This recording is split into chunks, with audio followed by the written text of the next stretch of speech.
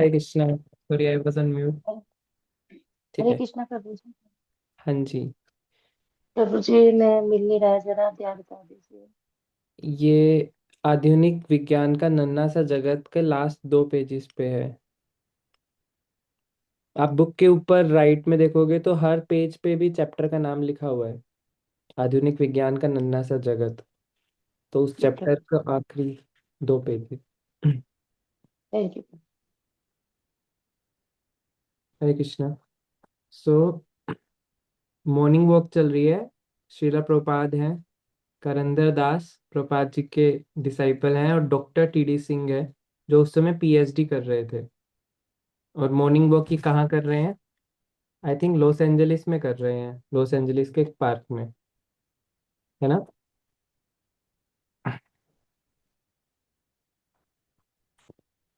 तो डिस्कशन चल रहा है साइंटिस्ट के ऊपर, साइंस के ऊपर। क्यों? क्योंकि अमेरिका में बहुत ज्यादा लोग विश्वास करते हैं साइंस पे, साइंटिस्ट पे, स्पेस में जाने वाले। और साथ में कौन है? एक नए डिसाइपल जो बनने वाले डिसाइपल, डॉक्टर टीडी सिंह, जो अभी पीएचडी कर रहे हैं। तो वो हैं। तो उनको ट्रेनिंग देने के लिए साइंस जी ने साइंस रिलेटेड डिस्कशन स्टार्ट करा। तो प्रश्न ये है, करंदर दास बता रहे हैं कि साइंटिस्ट विश्वास करते हैं कि मंगल ग्रह में जीवन हो सकता है। मंगल यानी कि मार्स। तो मार्स कहाँ पे आता है सबसे पहले? सूर्य है बीच में। सूर्य के बाद पहला प्लेनेट कौन सा है? मरकरी आई थिंक, है ना? मरकरी, वीनस, अर्थ, मार्स। तो अर्थ के बाद मार्स। मार्स है। तो शास्त्रों में मार्स को बताया गया है कि वो एक उच्च लोक का प्लेनेट है। वहां पर एक टाइप का स्वर्ग है। बट वहां पर जाने के लिए हमें इस शरीर में नहीं जा सकते। वहां का अनुभव करने के लिए हमें वहां का शरीर लेना पड़ेगा। जैसे सूर्य पे जाने के लिए हमें सूर्य पे जाने लायक शरीर लेना पड़ेगा, वैसे ही स्वर्ग में जाने के लिए स्वर्ग के लायक शरीर लेना होगा। मार्स पे जाने के लिए भी वैसे। तो करेंद्र दास बता रहे हैं कि मंगल ग्रह में जीवन हो सकता है, ऐसा साइंटिस्ट विश्वास करते हैं। और अगर जीवन होगा तो वो क्या करेंगे? इसके लिए प्रयास भी करेंगे। तो प्रयास कैसे करते हैं वो? बिलियंस ऑफ डॉलर्स खर्च करके। 100 बिलियंस पर ईयर। 100 बिलियंस का अर्थ क्या है? 100 बिलियन डॉलर्स, यानी कि 10 की पावर 11। 100 बिलियन यानी कि 10 की पावर 11 डॉलर्स। यानी कि 2 जीरो और लगा दूं, इनकी 10 की पावर 13। 1 करोड़ में 9 जीरोस होते हैं। यानी कि 10,000 करोड़ रुपए वो सालाना खर्च करते हैं। किस प्रभु जी, करोड़ में 7 जीरोस होता है। करोड़ में वन 7 होता है? 7 होता है, हाँ जी। ओके। करोड़ सॉरी में फॉर इंटरप्शन, 7 सॉरी होता है। For interruption. या अगर करोड़ में 7 होता है तो 2 जीरो और बढ़ जाएंगे, तो 10 लाख करोड़ रुपए ये सालाना खर्च करते हैं केवल रॉकेट्स बनाने में, मार्स पे जाने के लिए, स्पेस सेंटर कुछ कुछ करने के लिए। कितना? 10 लाख करोड़ रुपए। हमें क्यों लगता है कि कुछ देशों में बहुत गरीबी है? आपने देखा होगा, कुछ फोटोज देखी होंगी गाजा की, जहाँ पे बच्चे बिल्कुल हड्डी जैसे बच्चे हैं, खाना मिलता ही नहीं उनको। और कहीं कहीं देखेंगे तो पूरा का पूरा स्वर्ग बना हुआ है, जैसे अमेरिका, यूके। तो ऐसा क्यों है? क्योंकि उन्होंने कब्जा कर रखा है। पृथ्वी पर कमी नहीं है रिसोर्सेज की, बट उन्होंने कब्जा कर रखा है। तो वो प्रपात इस बात को लिखते हैं। सबसे पहले प्रपात लिखते हैं कि अगर वो पता कर भी लेंगे मार्स पे जीवन है, तो उससे फायदा क्या? जो अर्थ पे जीवन है उसको तो वो नष्ट कर रहे हैं। अर्थ के जीवन को कैसे नष्ट करते हैं वो? पेड़ काट देते हैं। तो एक पेड़ कटता है तो सिर्फ पेड़ नहीं कटता, वो पूरा एक पेड़ ही, इतने सारे जीव होते हैं एक पेड़ के अंदर, वो सब नष्ट करते हैं। तो एक पेड़ नष्ट नहीं करते, वो हजारों पेड़, लाखों पेड़ काट देते हैं। ठीक है, पेड़ काट दिए, एनिमल्स को मार देते हैं। ठीक है, पेड़ काट दिए, एनिमल्स मार दिए, जमीनों का खनन कर देते हैं, नदियों का पानी खराब कर देते हैं। और खाना, 84 लाख स्पीसीज में से केवल एक ऐसी प्रजाति है जो अपने खाने में जहर मिला देती है कि कोई उसको खा ना ले, और वो मनुष्य है। कैसे जहर मिलाते हैं? पेस्टिसाइड्स और इंसेक्टिसाइड, पेस्टिसाइड्स। जरा सोचिए कि क्या कोई इतना पागल हो सकता है कि मेरे पास खाना है, कोई और उसको खा ना ले तो मैं इसमें जहर मिला देता हूँ। तो ऐसे इंसान करते हैं, अपने खाने में कुछ केमिकल्स डाल देते हैं कि इस पे कीड़ा ना लग जाए। उसके बाद वो खुद जहरीला खाना खुद भी खाते हैं। लेकिन वो जो जहरीला खाना है ना, वो केवल गरीब लोगों के लिए होता है। अपने लिए वो ऑर्गेनिक लगाते हैं, बिना केमिकल वाला, अगर आपको पता होगा। तो फायदा ही क्या अगर हम जीवन को ढूंढ रहे हैं मार्स पे, यदि हम यही ना समझ पाए कि अर्थ पे भी जीवन है। उसको तो हम संभाल नहीं पा रहे, अर्थ पे हम लड़ाई करते रहते हैं, भूखमरी है ना। तो प्रभात कह रहे हैं ये है। फिर दूसरा प्रभात कह रहे हैं, तो डॉक्टर सिंह कह रहे हैं कि वो बहुत क्यूरियस हैं, दूसरे लोकों में जाने के लिए बहुत क्यूरियस। तो प्रभात कह रहे हैं कि ये क्यूरियोसिटी अच्छी वाली क्यूरियोसिटी नहीं है, ये बच्चों वाली क्यूरियोसिटी है। जैसे बच्चा कुछ भी कभी कभी कुछ भी सोचता है ना, ये कर दूं वो कर दूं, तो वैसे ही ये साइंटिस्ट पागल होके कुछ भी सोचते हैं और कुछ भी, कहीं भी कुछ भी, कितने भी करोड़ों रुपए खर्च कर देते हैं।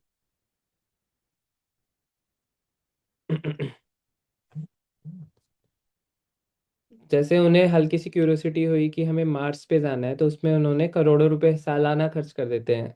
करोड़ों नहीं, लाख करोड़ रुपए। आई थिंक इतना ही बजट है ना नासा का, $100 बिलियन एवरी ईयर। इतना ही बजट है, ये तो सिर्फ अमेरिका का बजट है।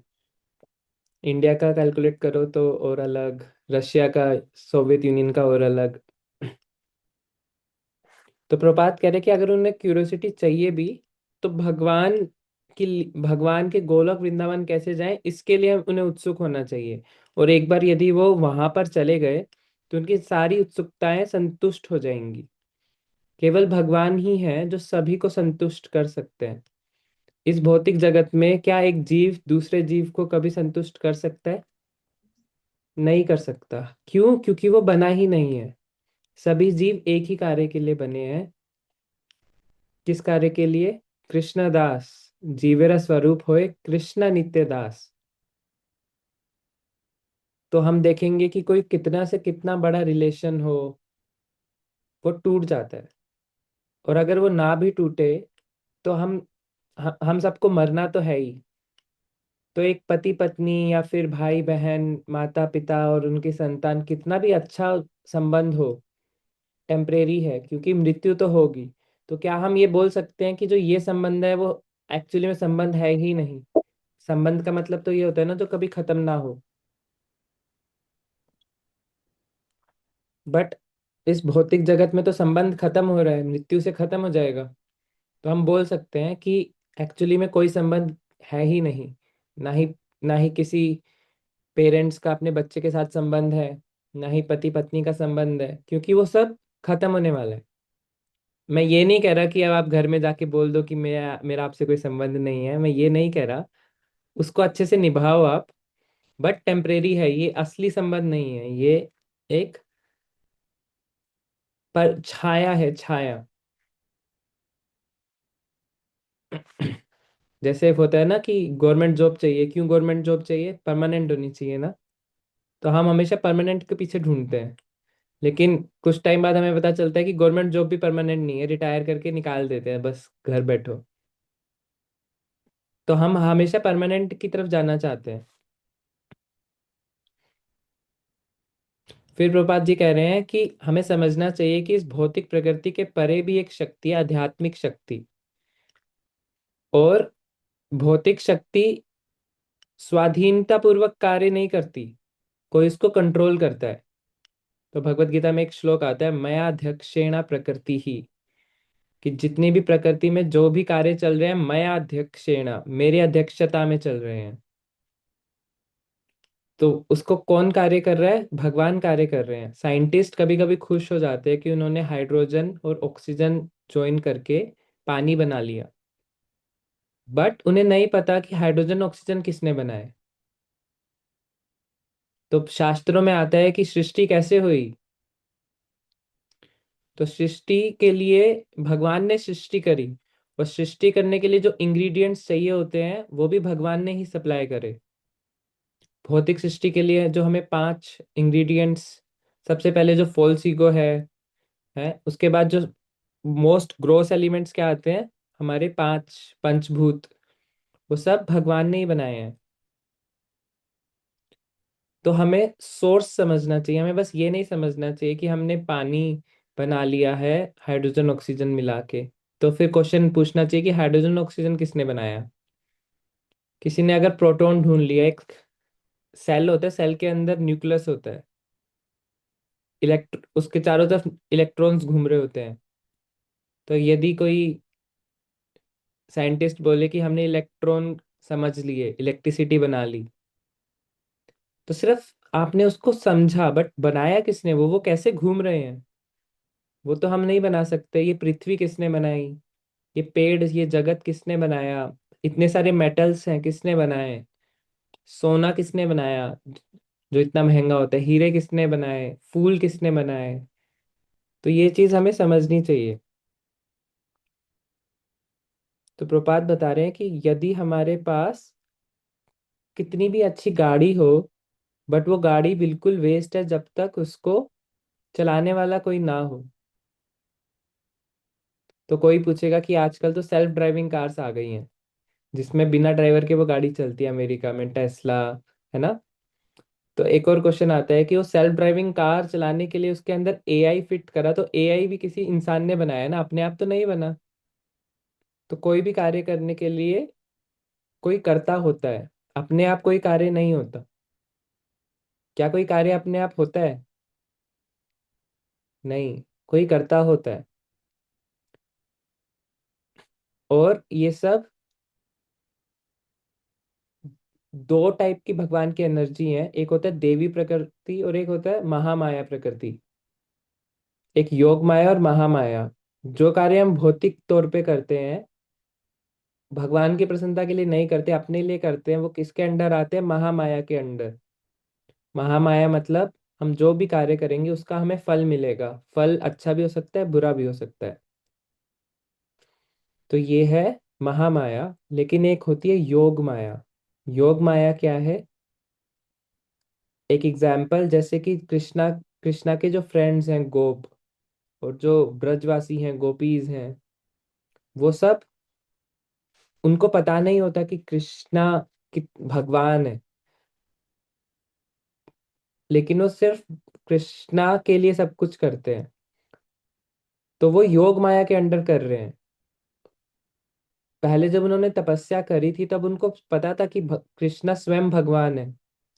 बट जब उन्हें गोलोक में एंट्री मिली तो योग माया के द्वारा उनको भुला दिया गया, ताकि रस का आस्वादन करा जा सके। जैसे यशोदा माई है, यशोदा माई को कृष्णा ने अलग अलग तरीके से बताना चाहा कि मैं भगवान हूँ। मुंह खोला तो दिखाया कि देखो मेरे मुंह के अंदर पूरा ब्रह्मांड है ना। और क्या करा था, रस्सी से बांधने लगे तो बंध नहीं रहे थे। और भी कई बार ऐसे गोवर्धन उठा लिया। तो ये देख के तो कोई और सोचता थी कि ये व्यक्ति कुछ अलग है। बट योग माया कार्य कर रही थी कि उन सबको ये विश्वास ही नहीं था कि ये भगवान है। उन्हें लगता था ये तो हमारे फ्रेंड ही है, मेरा बेटा है, मेरे फ्रेंड है, या मेरे लवर है ना। तो ये सब योग माया है। तो दो टाइप की माया होती है, लेकिन एक हमें क्या करना चाहिए, तो भगवत गीता के 9.13 में आता है, महात्मानस्तु माम पार्था देवीम प्रकृतिमाश्रिता, कि आप महात्मा बन जाओ। और कैसे बनो आप महात्मा, देवीम प्रकृति में आश्रिता, देवी देवी प्रकृति यानी कि योग माया प्रकृति के अंडर कार्य करो। तब आपके अंदर ना स्ट्रेस आएगा, ना कंफ्यूजन आएगी, है ना, ना ही डिप्रेशन आएगा। बट जब हम महामाया के अंडर कार्य करते हैं, तब हम चाहते हैं कि मैं इंजॉय करूं। तब हम, जैसे ही हम चाहते हैं कि मैं खुद इंजॉय करूं, तो क्या करती है माया, झपटिया, माया झपट लेती है उसी समय। तो उसके बाद प्रभुपाद यही बता रहे हैं कि हम सब अपने आप को अपने लिए भोगना चाहते हैं। तो प्रभुपाद बता रहे हैं कि हमारे पास पर्याप्त भूमि है, पर्याप्त भोजन है, बट हम ये नहीं समझते कि ये सब भगवान की संपत्ति है। तो हम क्या करते हैं, सब चीज अपने लिए भोगना चाहते हैं। अपने भोगने के लिए क्या करेंगे, बड़ी बड़ी एक जगह तो फैक्ट्रीज लगा देंगे जो वहां की सारी मिट्टी खराब कर देगी, ऐसे गंदे गंदे केमिकल्स छोड़ेगी। उससे क्या होगा, कुछ लोग तो बहुत अमीर हो जाएंगे जो फैक्ट्री जिसने लगाई है, तो वो बेचेंगे केमिकल्स को। और कुछ लोग जो गरीब व्यक्ति है वो परेशान रहेंगे, उन्हें खाने का कुछ नहीं मिलेगा, बीमारियां हो जाएंगी।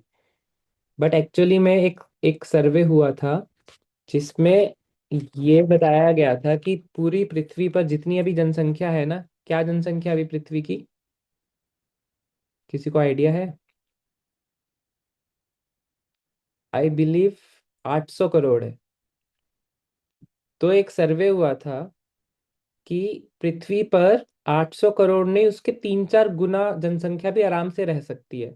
यहाँ पर भूमि की कमी नहीं है, यहाँ पर खाद्य पदार्थ की कमी नहीं है। बट प्रॉब्लम क्या है यहाँ पर, लोग बहुत लोभी हैं। वो सारी चीज संग्रह करके अपने लिए रखना चाहते हैं, तो हर चीज डिस्ट्रॉय कर देते हैं। मंत्री चाहते हैं कि वो इतना कमा लें कि आने वाली 10 पीढ़ी तक कुछ काम ना करना पड़े। उनको लगता है कि 10 पीढ़ी तक काम नहीं करना पड़ेगा, बट ऐसा देखा गया है कि आगे आने वाली पीढ़ी इतनी ज्यादा निठल्ली होती है कि सारे पैसे वो खर्च कर देती है, क्योंकि उन्होंने कभी गरीबी देखी नहीं। तो 10 पीढ़ी में नहीं, वो एक ही पीढ़ी में खत्म हो जाता है। तो प्रभात यहाँ पे लिखते भी हैं कि आने वाली पीढ़ी, बट किसके लिए वो कर रहे हैं ये, आने आगे वाली पीढ़ी के लिए वो अपना कार्य खुद करेगी, इतना क्यों कार्य करना हमें। हमें अपने लिए भी देखना है ना कि हमें भगवान को कैसे प्रसन्न करना है। हमारा एकमात्र ध्येय, हमें जो ये भौतिक शरीर मिला, इसीलिए मिला था, भगवान ने इसीलिए दिया था कि हम और ज्यादा कृष्णा कॉन्शियस बन पाए, केवल इसीलिए। फॉर एग्जाम्पल, यदि सरकार हमें कोई नौकरी देती है, तो वो नौकरी किस लिए देती है? कोई सरकार का कार्य होगा, वो करने के लिए नौकरी दिया है ना। पैसे दे रही है, नौकरी दे रही है, तो कोई कार्य करने के लिए दिया होगा। एक कॉलेज में स्टूडेंट को एडमिशन किस लिए मिलता है? मजे मजे में मिल जाता है, या फिर एक जैसी एडमिशन मिलता है तो रिस्पॉन्सिबिलिटी साथ में आती है कि अब आपको ये कोर्स पढ़ना है, इसके अंदर आपको डीप जाना है ना। जितनी भी गृहिणीज हैं, अगर वो अपने बच्चों को स्कूल भेजते हैं तो किस लिए भेजते हैं स्कूल, मजे मजे में, कि वो पढ़ेगा, थोड़ा अच्छा अच्छा संस्कार लेगा और अच्छा नॉलेज लेगा, उस बड़े होके खुद कमा भी पाएगा, इसीलिए ना। तो ये भौतिक शरीर किस लिए मिला? मजे मजे में नहीं मिला, ये भगवान ने इसलिए दिया कि हम कृष्णा के और निकट जा सके। लेकिन जो लोग ये नहीं समझते हैं, तो प्रपात भगवत गीता का एक श्लोक कोट करते हैं, स्ते नेवासा, वो सब चोर हैं जो सब ये नहीं समझते हैं कि सब भगवान के लिए करना है। और फिर प्रपात एक चीज पे बहुत फोकस कर रहे हैं कि हम सब की आयु कितनी है, 50 साल, 70 साल, 80 साल मैक्सिमम सोचते हैं। बट कभी हम मृत्यु के बारे में सोचते भी नहीं है कि मृत्यु भी आएगी, और मृत्यु आ रही है। हम देखेंगे कि कितने सारे लोग कोरोना में, कितने सारे लोगों ने अपने शरीर छोड़ा था। तो लोग सोचते हैं कि मेरे बिना दुनिया चलेगी नहीं, बट कोरोना वाले में जितने जितने लोगों ने शरीर छोड़ा था, हम उनको एकदम से भूल भी गए हैं, क्योंकि दुनिया चलती रहती है। तो हमें ये नहीं सोचना चाहिए कि हम इसके लिए ये कर दें, उसके लिए ये कर दें, वो करो। बट सबसे पहले हमारा मेन ध्येय है कि, क्या कहा था महाप्रभु ने, जन्म सार्थक करी, कि सबसे पहले हमें खुद कृष्णा कॉन्शियस बनना है, करी पर उपकार। और जब हम खुद कृष्णा कॉन्शियस बन जाएंगे, तो फिर हमें दूसरे लोगों की भी हेल्प करनी है। और ये स्पेशल किसके लिए कहा गया था, भारत भूमिले होइला मनुष्य जन्म यार। जिन मनुष्यों का जन्म हुआ है भारत भूमि पे उनके लिए बहुत बड़ा दायित्व है कि ये जो नॉलेज है इसको वो बाकी लोगों को भी शेयर करेंगे।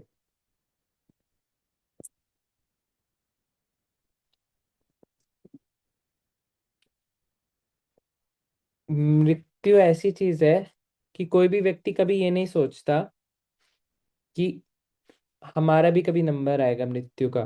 तो एक बार जब पांडव का याद है उन्होंने कहीं से पानी पिया था, तो सारे पांडव बेहोश होके गिर गए थे। उसके बाद वहां पे धर्मराज आए थे शायद प्रश्न पूछने के लिए, वो दूसरा रूप में आए थे और युधिष्ठिर से प्रश्न पूछे थे। तो उसमें एक प्रश्न था कि सबसे अद्भुत चीज क्या है। तो क्या उत्तर दिया था युधिष्ठिर महाराज ने, सबसे अद्भुत चीज क्या है? हरे कृष्ण प्रभु जी, प्रणाम। प्रभु जी, सबसे अद्भुत चीज मृत्यु है, जिसे कोई मृत्यु। स्वीकार नहीं करता। यस, स्वीकार तो जबरदस्ती दे दी जाती है मृत्यु, स्वीकार करे ना करे।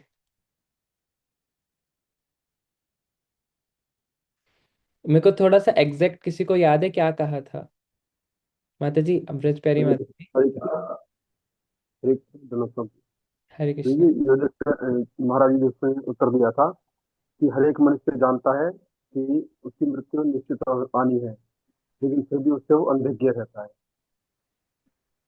यस, इसमें एक चीज और बोली थी इन्होंने। जी। तो उन्होंने बोला, एक पूरा श्लोक है इसका, आहनि आहनि भूतानि, कि हम सब देख रहे हैं कि हमारे पड़ोसी देह त्याग कर रहे हैं, हमारे मित्र परिजन, हमारे बंधु, घर में, परिवार में, मोहल्ले में, देश में, हम सब देख रहे हैं। बट कभी हम ये नहीं सोचते कि हमारा भी नंबर आएगा। जिस दिन हमने ये सोच लिया कि हमारा भी नंबर आने वाला है, उस दिन से हम कहेंगे कि जब मरना ही है तो मृत्यु की प्रिपरेशन करना स्टार्ट करते हैं। जैसे एग्जाम होता है ना, एग्जाम की प्रिपरेशन स्टार्ट करते हैं। तो ये तो स्कूल कॉलेज में भी होता है। जो बच्चा सोचता है कि एग्जाम कभी आएंगे नहीं, वो कभी पढ़ता भी नहीं है, और लास्ट में वो फिर स्ट्रगल करता है जब एग्जाम आते हैं। लेकिन जो स्मार्ट स्टूडेंट होता है वो क्या करता है, उसे पता है कि एग्जाम आएंगे, चाहे 1 महीना दूर हो, वो 2 महीने दूर हो, तो वो क्या करेगा, उसी दिन से पढ़ना स्टार्ट कर देगा, लास्ट में उसके लिए इजी से हो जाएगा। तो वैसे ही जो व्यक्ति समझ जाता है कि उसका भी नंबर आएगा मृत्यु का, तो वो क्या करेगा, भक्ति करेंगे। जो जितना भी टाइम मिल रहा है, मैं ये नहीं कह रहा कि पूरा साधु ही बन जाओ, बट जितना भी टाइम मिल रहा है उसमें एटलीस्ट इजी कर दिया। अब तो 16 माला तो 2 घंटे में हो जाती है, थोड़ी सी रीडिंग कर लेंगे, थोड़ा सा वीकेंड्स पे टेम्पल में चले जाएंगे, बिल्कुल डिस्कनेक्ट नहीं रहेंगे, ठीक है? तो ये कहा था युधिष्ठिर महाराज ने। एक और चीज से एंड करते हैं। तो एक बार श्रीला भक्ति सिद्धांत सरस्वती ठाकुर महाराज जी ने से प्रश्न पूछा गया था कि इस अर्थ पर इतनी चीजों की कमी है, ना अनाज है, ना मतलब सुविधाएं नहीं है, किसी के पास है किसी के पास नहीं है। तो श्रीला भक्ति सिद्धांत सरस्वती ठाकुर महाराज जी ने कहा था कि किसी भौतिक वस्तु की कमी नहीं है यहाँ पर। किस चीज की कमी है? कृष्णा कॉन्शियसनेस की कमी है। यदि सब कृष्णा कॉन्शियस होंगे तो कोई इकट्ठा नहीं करेगा धन को, सबको बांटेगा, तो कभी सोसाइटी में कमी नहीं होगी। बट आजकल बहुत चोर लोग हैं सोसाइटी में, बड़ी बड़ी पोजीशन पे जितने भी नेता हैं, जितने भी आईएएस हैं, जितने भी बड़े बड़े लोग हैं, वो सब चोर लोग हैं। जब तक उनको घूस नहीं दोगे वो कुछ कार्य करते ही नहीं है, क्योंकि वो सब अपना स्वार्थ ढूंढ रहे हैं, इसलिए सोसाइटी में इतनी प्रॉब्लम्स हैं।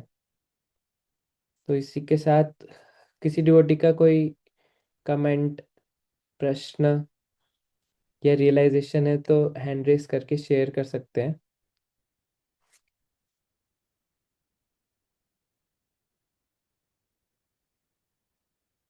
हरे कृष्ण। हरे कृष्ण प्रभु जी। तो ये एक जैसे सवाल उठता है कि कई जो है ना, हम उनसे भी पूछते हैं लोग कि जैसे प्राण प्रतिष्ठा होती है हमारे विग्रहों में, हम्म। जो हमारे विग्रह होते हैं उनमें प्राण प्रतिष्ठा होती है। हाँ जी। तो मंदिरों में जो देवताओं की जो मूर्ति होती है उनमें प्राण प्रतिष्ठा होती है। तो अभी हम उन्हें कैसे आंसर दें कि अगर वो जैसे कहते हैं एक अनजान बात कि भाई ऐसे अगर प्राण प्रतिष्ठा करते हैं आप लोग, तो एक मृत शरीर में क्यों नहीं प्राण प्रतिष्ठा कर देते। तो हम उन्हें अब थोड़ा सा अगर समझाएं तो किस रूप में समझाएं कि जैसे कोई प्रभु जी, शरीर छोड़ देता तो अगर प्राण मैं तो ये बोलूंगा कि जो अभी नहीं समझना चाह रहे हैं उनको मत समझाओ। उनको उस तरह से समझाओ जिसको वो समझना चाह रहे हैं। अगर वो विग्रह को नहीं समझ पा रहे हैं तो विग्रह मत समझाओ उनको। उनको कुछ और समझा दो आप। उनको इस तरह से समझाओ कि इस जगत की सृष्टि किसी ने करी होगी, भगवान ने करी है। तो जो भी उनका लेवल है उसके हिसाब से सिखाओ। जैसे एक स्टूडेंट को कभी कभी एक क्वेश्चन नहीं आ रहा होता क्लास में, तो इसका मतलब ये नहीं है कि वो फेल ही हो जाएगा। वो बाकी क्वेश्चन समझ के एग्जाम पास कर सकता है। वैसे ही यदि कुछ लोगों को प्राण प्रतिष्ठा में विश्वास नहीं है अभी, तो उसको जैसा भी उसका स्वभाव है उस हिसाब से समझाओ। अगर वो साइंटिस्ट है, यानी कि साइंटिफिक माइंड वाला है, तो उसको उस तरह से समझाओ। अगर कोई और मूड है उसका, उसको उस तरह से समझाओ। बट जबरदस्ती उस पर थोपो मत कि आपको प्राण प्रतिष्ठा मैं समझाऊंगा। नहीं, वो भगवान नहीं। को समझा देंगे। समझाने वाली बात तो एक अलग मैटर हो गया, लेकिन अगर वो कहती है तो उन्हें क्या आंसर देना चाहिए फिर हाँ जी। क्या आंसर फिर उनको देना चाहिए इस बारे में। आप प्राण प्रतिष्ठा करते हो तो फिर ये मृत शरीर में क्यों नहीं करते। कुछ मृत होते हैं। शरीर में हम्म। तो उनको आप समझाओ ना कि जो मृत शरीर है, ये तो इसके अंदर से आत्मा जा चुकी है, बट भगवान सर्वत्र प्रेजेंट है। प्रभु जी, इस तरह से उनको इतना आंसर दे देना चाहिए कि उनको विश्वास भी हो जाए। बट ज्यादा डिटेल में तब तक नहीं जाना चाहिए जब तक वो व्यक्ति ओपन माइंडेड हो, सुनना चाह रहा हो। कुछ कुछ व्यक्ति होते हैं जो सुनना नहीं चाहते, वो केवल उलझाना चाहते हैं सबको। तो उन व्यक्तियों से दूर रहना चाहिए। और ये मैं नहीं कहता, शास्त्र भी बोलते हैं, यदि आप नाम अपराध का 9वां अपराध पढ़ेंगे, to instruct a faithless person about glories of the holy name of the Lord. अगर कोई व्यक्ति के अंदर फेथ ही नहीं है तो आप उसको मत समझाओ। उसको जितना समझाओगे वो उतना ज्यादा क्वेश्चन करेगा। और ये ऑफेंस क्यों है, ये अपराध क्यों है? क्योंकि वो जितना ज्यादा क्वेश्चन करेगा उतना ज्यादा निंदा भी करेगा। और वो निंदा क्यों कर रहा है? क्योंकि हम उसको जबरदस्ती समझाना चाह रहे हैं, इसलिए उसको अपराध नहीं लग रहा। वो तो भक्त नहीं है, हमें अपराध लगेगा।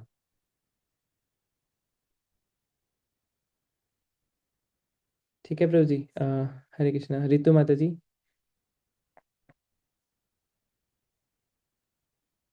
हरे कृष्णा प्रभु जी। प्रभु जी वेल एक्सप्लेन्ड कि हर कारण के पीछे कारण भगवान है। मगर प्रभु जी मेरा एक क्वेश्चन फिर से यही यहाँ पर भी रिपीट वही हो रहा है कि हम लोग हमेशा जो ये नॉन अर्निंग उस पे जाते हैं वो क्यों जाते हैं, whereas earning is very necessary, not for today, not for tomorrow, for always. Like everything what we are earning is like mandatory for us to run everything. Even to run a temple we need money, right? For that we are going. So why we always focus on Prabhuji that we shouldn't earn that much, or there should be a criteria? I mean, right, it is right, like keeping Krishna in center we are doing all the things, but why it is always being focused and told that do not run behind money? I mean, if you are keeping Krishna in focus, in center, you are being Krishna centric, and then you are earning. Then why it is being always said like everywhere? Okay माता जी, I understood your question. तो इसका perception थोड़ा सा clear कर देते हैं कि running behind money में डिफरेंस क्या है और नॉर्मल अर्निंग में डिफरेंस क्या है। नॉर्मल अर्निंग होती है, हम सुबह उठे, हमने अपना हेल्थ के बारे में देखा, हमारी हेल्थ अच्छी है, फिजिकल। फिर हमने देखा कि हमारे इमोशनल हेल्थ भी अच्छी है। यानी कि इमोशनल हेल्थ कब अच्छी होगी? जब हमारे परिवार वालों से हमारा संबंध अच्छा होगा, इमोशनल हमारा अच्छा है। ठीक है, और हम उनकी केयर भी कर रहे हैं, उनकी जो भी नीड है। तो हमारी फिजिकल हेल्थ अच्छी है, इमोशनल हेल्थ अच्छी है। फिजिकल में हो गया, हम खाना भी अच्छे से खा रहे हैं, ठीक है। उसके बाद फिजिकल हेल्थ और अच्छी करने के लिए लक्ष्मी चाहिए, तो हम टाइम पे काम पे जा रहे हैं, काम कर रहे हैं, वापस आ रहे हैं, तो हमारा अर्निंग भी ठीक है, ठीक है। हमें कुछ एंटरटेनमेंट चाहिए तो हम वो भी कर रहे हैं, कहीं खेलने जा रहे हैं, जिसको फुटबॉल खेलना है वो फुटबॉल खेलने जा रहा है, तो दैट इज़ ऑल्सो फाइन। ये तो है एक नॉर्मल लाइफ। लेकिन रनिंग बिहाइंड मनी क्या होता है, सब कुछ भूल भुला के बस पैसे कमाने हैं। सुबह रात को लेट सोए कुछ कुछ कर रहे हैं हम, रात को तो सब व्हाट्सएप चलाते चलाते बस कैसे सोते हैं, कुछ लोग तो पता ही नहीं, रात रात को 12-1 बजे सोते हैं। सुबह उठते हैं, सिर्फ पैसे कमाने हैं, फिजिकल हेल्थ पे ध्यान नहीं देते, घर वालों की भी ध्यान नहीं देते, बस पैसे कमाने हैं, पैसे कमाने हैं, पैसे कमाने हैं, कृष्णा को भूल ही जाते हैं। तो ये दूसरे वाले एग्जाम्पल के लिए बोल रहे हैं कि रनिंग बिहाइंड मनी नहीं करना है हमें, कि केवल लक्ष्मी पे ध्यान देना है।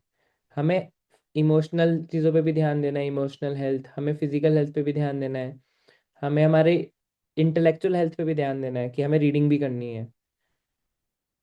तो दैट इज़ द डिफरेंस, कि हमें एक होता है बैलेंस, जिसमें हम सब चीज़ पे ध्यान दे रहे हैं, फिर चाहे आप बैलेंस को करते हुए सुबह माला करके रीडिंग करने के बाद फिर चाहे आप करोड़ों रुपए कमाओ लिमिटेड टाइम में, यानी कि लिमिटेड टाइम, यानी कि 9 to 6 या 9 to 5, जितना कमाना है कमाओ। बट एक टाइम के बाद आप घर पे आ रहे हो, फिर आप आराम से रिलैक्स्ड हो, ये नहीं कि रात को आके भी आप कुछ कुछ साइड इनकम कर रहे हो, कुछ और जगह कर रहे हो, आपके पास टाइम ही नहीं है भगवान के लिए। तो कृष्णा कॉन्शियसनेस में कोई मनाही नहीं है कि आप नहीं कमा सकते, बट हर चीज़ का बैलेंस करके यदि आप कर सकते हो तो अच्छा है। Okay, Prabhuji, also one thing you mentioned that you should work only because of yourself, not because of your kids and the upcoming generation, right? So my question lies here, like nowadays we can see that there are so much of, I mean, things are going on where we do not want our children to be involved, like the way of, I mean, when they are starting the job, the things they, I mean ठीक है, जो हम लोगों ने सहा that is a different thing, but मैं नहीं चाहूंगी कि मेरी जनरेशन आगे आने वाली जनरेशन भी वो सब कुछ सहे, राइट? और चीजें और बुरी होती जा रही है और उनको ऊपर और ज्यादा प्रेशर। तो if we are generating a business, if I want to generate a business something like that, where I can leave a legacy और where I can leave something for my kids, is it wrong? It's same answer ही दूंगा माता जी मैं, कि we can create a big business for our future generation. हम अपने आने वाले पीढ़ियों के लिए बहुत बड़ा बिजनेस क्रिएट कर सकते हैं, गिवन दैट हम भक्ति भी कर रहे हैं। ये ना हो कि हम अपने 10 पीढ़ी के बारे में सोचते रहें बट भक्ति ना करें। अगर हम भक्ति कर रहे हैं तो हम उसके बाद कुछ भी कर सकते हैं, उसमें मनाही नहीं है। बट ऐसा ना हो कि हम भक्ति को साइड करके केवल बिजनेस पे ध्यान दें, 10 पीढ़ी का ध्यान दें। बस उस चीज़ पे फोकस कर रहा हूँ मैं, और इस पे ज़्यादा स्ट्रेस इसलिए देना पड़ता है कि कभी कभी ऐसा लगता है कि ये कृष्णा कॉन्शियसनेस में तो मना ही कर रहे हैं। स्ट्रेस इसलिए देना पड़ता है क्योंकि आजकल हम आसपास सोसाइटी में देखेंगे तो 99, भी कम बोल रहा हूँ मैं, 99.9% लोग केवल मनी माइंडेड हैं। वो कहीं और टाइम ही नहीं देते, इसलिए ज़्यादा स्ट्रेस देना पड़ता है। भगवान के लिए हम बिजनेस कर सकते हैं, बट ऐसा ना हो कि हम बिजनेस करने के लिए ना ही अपने हेल्थ पे ध्यान दे रहे हैं, क्योंकि ऐसे भी बहुत सारे सिनेरियोज आए हैं कि लोग अपने फैमिली से ही बात ठीक से करने का उनके पास टाइम नहीं होता, हर समय वो कुछ कुछ करते रहते हैं, ये बिजनेस वो बिजनेस। तो फिर फैमिली लाइफ में आए क्यों यदि आप फैमिली को ही टाइम नहीं दे पा रहे हो। तो उस चीज़ को मना करा गया, हर चीज़ का बैलेंस होना चाहिए। Well explained, Prabhuji. Thank you so much. I don't know like why where these questions come from in my mind, but thank you for answering it so in a perfect manner. Yes. So ऐसे Hare बहुत Krishna. सारे businessman हैं, भगवान के लिए तो चोरी भी कर सकते हैं। प्रमाण क्या है इसका? That's wonderful. Now I will do that. प्रमाण क्या है, मजाक नहीं कर रहा हूँ मैं। अम, रंगनाथ टेम्पल है ना, रंगनाथ टेम्पल, तो टेम्पल की में बहुत बड़ा टेम्पल है, टेम्पल के विग्रह के सामने एक एक उनके भक्त की डीटी डीटी तो क्या बोलेंगे, विग्रह है, भगवान से पहले उनकी पूजा होती है। और जो वो भक्त है वो 40 साल तक डाकू थे। उन्होंने अलग अलग लोगों को लूटा है, कत्ल करे हैं। 40 साल तक उन्होंने लूटा पूरी सोसाइटी को। जितने भी बड़े बड़े लोग थे ना, बड़े बड़े व्यापारी होते थे, उनको वो लूट लेते थे, राजाओं को लूट लेते थे। और 40 साल बाद उन्होंने मंदिर बनवाया। बट उनका इंटेंशन क्या था जिस समय वो लूटते थे, कि मुझे उन लोगों के घर चोरी करनी है जो गलत अवैध तरीकों से धन एकत्रित करते हैं और भगवान को कुछ नहीं देते। इसलिए हम वो केवल उनको टारगेट करते थे जो केवल धन इकट्ठा करने में लगे हुए हैं। और उसके बाद 40 साल बाद जब वो रिटायर हुए तो उन्होंने भगवान का रंगनाथ मंदिर बनाया। और आज सिचुएशन ये है कि भगवान से पहले उनके डिवोटी की पूजा होती है। ऑल्दो एक एक तरह से बोला जाए सोसाइटी में तो वो चोर थे, बट उन्होंने चोरी किस लिए करी? भगवान के लिए करी। तो भगवान के लिए हम कुछ भी कर सकते हैं, बट इंटेंशन ये होनी चाहिए भगवान के लिए कर रहे हैं। लेकिन हमारी अवस्था भी है नहीं कि हम कुछ भी कर पाए और हम हमारे अंदर भाव ना आए कि मैंने करा है। इसलिए हमें केवल शुद्ध कार्य करने चाहिए, क्योंकि गलती से भाव आ गया तो हमें कर्म लग जाएगा। But on a principle level, यदि हम प्योर भगवान के लिए कुछ कर रहे हैं और कोई हमारा अंदर का मोटिव नहीं है, कोई हमारा पर्सनल इंटेंशन नहीं है कि मेरे को ये मिलेगा, हम कुछ भी कार्य करेंगे तो हमें कोई कर्म नहीं लगेगा। हाँ, बस 4 नियम नहीं तोड़ने, वो तो है ही। ऐसा ना हो कि हम ये बोलें कि हम मांस मच्छी भगवान को ऑफर करके खाएंगे, तो वो थोड़ा गलत हो जाएगा। वो भगवान खाएंगे नहीं तो फिर वो उसमें फिर हमें कर्म लगेगा। Thank you so much, Prabhuji. Well explained. Thank you so much. Okay, so Ratna Prabha माता जी, आपका भी हैंड रेज है। हरे कृष्णा प्रभु जी, प्रणाम। हरे कृष्णा।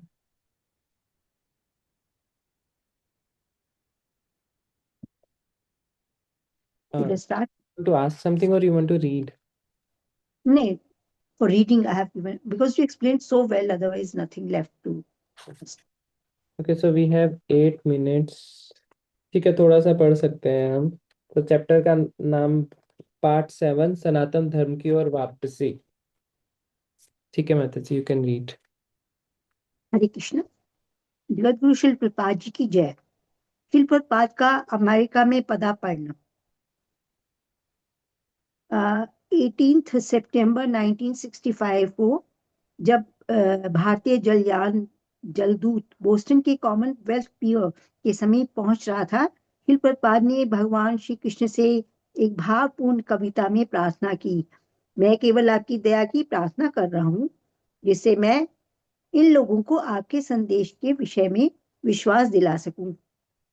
आगे उनकी प्रार्थना है, मेरे प्रिय भगवान कृष्ण, तुम इस निरुपयोगी जीव पर अत्यंत दयालु हो, पर मैं यह नहीं जानता कि तुम मुझे यहाँ क्यों लेकर आए हो। अब तुम मेरे साथ जो चाहो कर सकते हो, परंतु मैं अनुमान करता हूँ कि तुम्हारा कुछ ना कुछ कार्य यहाँ अवश्य ही है, अन्यथा इस उग्र स्थान पर तुम मुझे क्यों लाते ही क्यों। थर्ड, यहाँ अधिकांशतः लोग प्रकृति के तमो तथा रजोगुणों से आच्छन्न हैं, सांसारिक भाग विषय भोगमय जीवन में व्यस्त।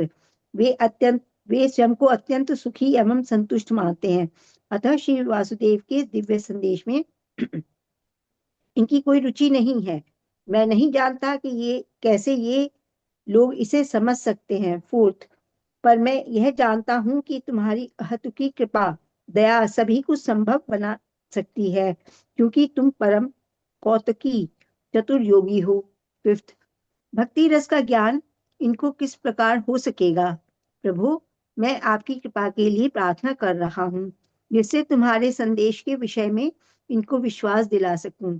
सिक्स्थ, तुम्हारी इच्छा से समस्त जीव माया के वश में आ चुके हैं, अतः यदि तुम चाहो तो तुम्हारी इच्छा से ही ये माया के पाश बंधन से मुक्त भी किए जा सकते हैं। 7th, मेरी अभिलाषा यही है कि तुम इनका उद्धार कर दो।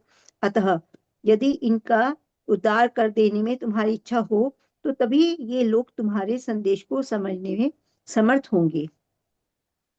8th, श्रीमद् भागवत के शब्द तुम्हारे अवतार हैं और यदि एक धीर व्यक्ति विनम्रता पूर्वक इसका बारंबार श्रवण करे तो वह तुम्हारे संदेश को समझने में समर्थ होगा। We should I continue further? Yes, Mataji, this is yes. Okay ji. 9th, Shrimad Bhagavat में 1.2 17 to 21 यह कहा गया है, भगवान श्री कृष्ण परमात्मा के रूप में सभी के हृदय में स्थित है तथा सच्चे भक्त पर कृपालु हैं। वे अपने संदेशों का आस्वादन करने वाले भक्तों के हृदय में भौतिक भोग वासनाओं को की इच्छा को नष्ट कर देते हैं। ये संदेश अपने आप मंगलकारी हैं। यदि उन्हें भली भांति सुना जाए तो उनका कीर्तन किया जाए, श्रीमद् भागवत के नियमित श्रवण तथा विशुद्ध भक्तों की सेवा से हृदय को कष्ट पहुंचाने वाले समस्त अमंगलों का लगभग नाश हो जाता है। उत्तम श्लोक श्री कृष्ण अर्थात दिव्य स्तुति के द्वारा प्रशासित भगवान की प्रेमा भक्ति ही जीवन में एक अटल तथ्य के रूप में स्थापित हो जाती है। हृदय में निष्ठामयी प्रेमा भक्ति के स्थापित होते ही हृदय से रजोगुण तथा तमोगुण के प्रभाव तथा काम, लोभ, इच्छा तथा आकांक्षा इत्यादि समाप्त हो जाते हैं। तब भक्त शुद्ध सत्व में स्थित होकर पूर्ण रूप से प्रसन्न हो जाता है। इस प्रकार विशुद्ध सद्गुण में स्थित वह मनुष्य भगवान की प्रेमा भक्ति से पुनः शक्ति पाकर भौतिकता से मुक्त होकर भगवान के तत्व विज्ञान को जानने लगता है। इस प्रकार हृदय की ग्रंथि एवं समस्त संशय छिन्न भिन्न हो जाते हैं। आत्मा के स्वामी के रूप में दर्शन करने से कर्म बंधन की श्रृंखला का अंत हो जाता है। 10th, वह धीर व्यक्ति रजोगुण एवं तमोगुण के प्रभाव से मुक्त हो जाएगा और इस प्रकार हृदय की गुफा में एकत्रित सभी अमंगलमय वस्तुओं का नाश होगा। 11th, कृष्ण भक्ति का यह संदेश मैं इन लोगों को किस प्रकार समझाने में समर्थ हो सकूंगा। मैं अत्यंत दुर्भाग्यशाली, अयोग्य, मुक्त तथा सर्वाधिक अधम हूँ। अतः मैं तुम्हारी कृपा याचना कर रहा हूँ जिससे मैं कृष्ण भक्ति के विषय में इनको सुदृढ़ विश्वास करा सकूं, क्योंकि मुझमें स्वयं अपनी ओर से ऐसा कर पाने की कोई भी शक्ति नहीं है। 12th, किसी न किसी प्रकार अपनी कथा कहलाने के लिए तुम मुझे यहाँ ले आए हो। अब तो हे भगवान, यह तुम्हारी इच्छा पर ही है कि तुम मुझे सफल बनाओ अथवा असफल। 13th, हे अखिल जगत गुरु, मैं तो तुम्हारे संदेश की बारंबार आवृत्ति मात्र ही कर सकता हूँ। अतः यदि तुम चाहो तो मेरी वाक शक्ति को योग्य बना सकते हो जिससे ये लोग तुम्हारा संदेश समझ सकें। 14th, केवल तुम्हारी अहतु की कृपा से है कि मेरे शब्द विशुद्ध बनेंगे। मुझे यह विश्वास है कि जब इस दिव्य संदेश को लोगों के हृदय में अंततः प्रवेश होगा तब निश्चय ही वे आनंद अनुभव करेंगे और इस प्रकार जीवन के समस्त शोक एवं दुखों से मुक्त हो जाएंगे। 15th, हे प्रभु, मैं तुम्हारे हाथों की कठपुतली के समान हूँ तथा यदि तुम मुझे यहाँ नचाने के लिए ले आए हो तो मुझे नचाओ प्रभु, जिस प्रकार तुम चाहो उसी प्रकार मुझे नचाओ। 16th, ना मुझ में भक्ति है ना ही कोई ज्ञान, परंतु श्री कृष्ण नाम में मेरी प्रगाढ़ निष्ठा अवश्य है। मुझे भक्ति वेदांत की उपाधि दी गई है। अतः यदि तुम चाहो तो भक्ति वेदांत नाम के वास्तविक तात्पर्य को सार्थक कर सकते हो। हस्ताक्षर सर्वाधिक दुर्भाग्यशाली शुद्ध भिक्षुक एसी भक्ति वेदांत स्वामी जलदूत जलयान Commonwealth Pier Boston Massachusetts USA दिनांक 18 सितंबर 1965। हरे कृष्णा प्रभु जी, प्रणाम। थैंक्स अ लॉट प्रभु जी। हरे कृष्णा। तो ये एक पोयम है, बंगाली पोयम, जिस पोयम का नाम है मार्किन धर्मा।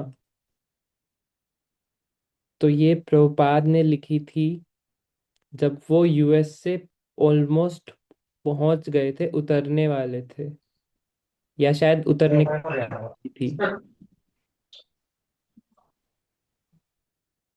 जब उन्होंने देखा था। और ये बहुत डीप प्रेयर्स हैं प्रभुपाद की, जिसको हम कल डिस्कस करेंगे। इसको एक मैं लिंक डाल दूंगा, आप सब एक बार ये जो पोयम है जो प्रभुपाद ने लिखी है इसको पढ़ सकते हैं पहले, कि कितनी डीप है ये। एंड प्रभुपाद जब गए थे तो प्रभुपाद को 2 बार हार्ट अटैक आया था।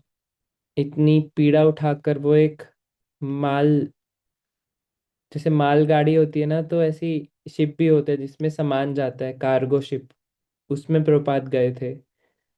और शिप में आने से ना वो शिप हिलता रहता है हमेशा, तो हमेशा उल्टी आने का अनुभव होता रहता है वो बहुत। और आई थिंक 1 डेढ़ महीना लगता है इंडिया से यूएस से पहुंचने में शिप के माध्यम से।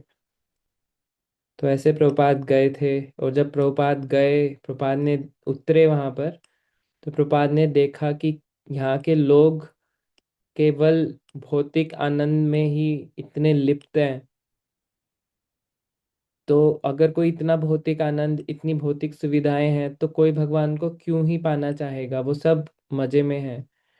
तो प्रभुपाद ये देख के बहुत ही निराश हो गए थे कि कैसे मैं इसको इनको समझाऊंगा, कैसे मैं अपने गुरु महाराज की जो आज्ञा है कि ये भगवान का संदेश अमेरिका के लोगों को समझाना है, कैसे वो समझेंगे वो। और उन्होंने पूरे विनम्र भाव से जो प्रार्थनाएं करी थी, तो वो प्रार्थनाएं हैं ये।